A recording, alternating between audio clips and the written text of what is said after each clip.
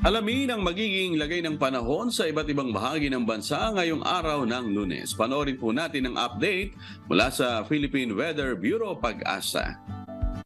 Sa kasalukuyan nga ho, patuloy yung pag-iral ng northeast monsoon o yung tinatawag nating hanging amihan, partikular na sa may northern Luzon, habang easterlies naman o yung hangin nagmumula sa karagatang Pasipiko ang siyang nakakaapekto sa may bahagi ng Visayas, Mindanao at nalalabing bahagi ng Luzon. Mapapansin ho ninyo, bagamat meron tayong northeast monsoon sa northern part ng bansa at easterly sa nalalabing bahagi ng ating kapuluan, ay wala tayong shear line ho ngayon, no, kung saan yung banggaan ng mainit at malamig na hangin. Dahil ho yung temperatura at ang tinatawag natin temperature difference sa pagitan ho ng northeast monsoon at easterlies ay hindi ganoon kataas. At dahil ho doon, hindi masyadong nagkakaroon ng mga kaulapan na maaring tinatawag natin nga hong na shear line at maaring magpaulan, partikular na dito sa may central part ng ating bansa.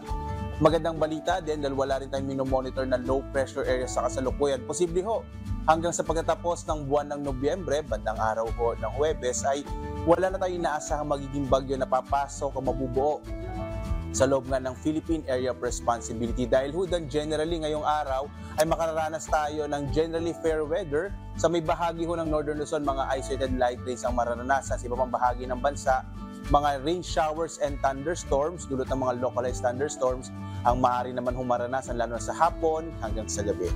Tingnan ho natin magiging lagay ng panahon dito sa Luzon. Makikita ho natin dulot ng northeast monsoon o hanging amihan, asahan pa rin yung tinatawag ng mga light rains. So may hinang pag-ulan, ibig sabihin wala hong masyadong mga thunderstorms ang mararanasan sa Cagayan Valley at sa malaking bahagi ng Cordillera Administrative Region.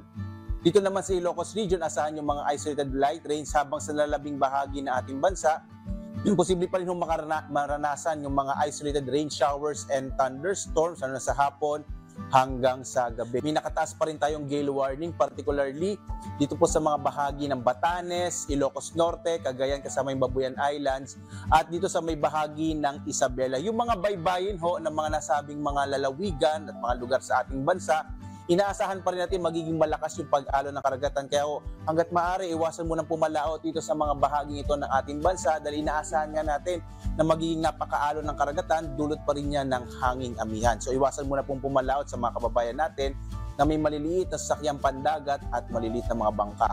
Ang araw natin sisikat mamayang 6:03 ng umaga at lulubog ganap na 5:24 ng hapon.